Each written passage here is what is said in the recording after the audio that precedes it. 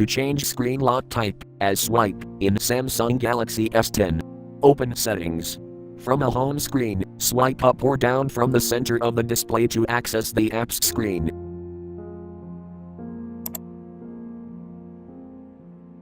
Tap Settings.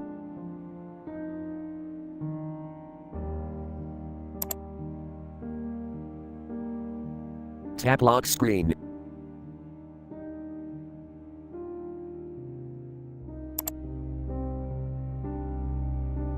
Tap Screen Lock Type.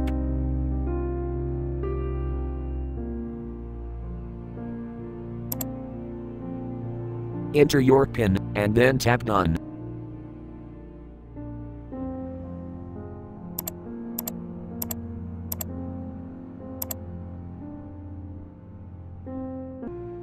Tap Swipe.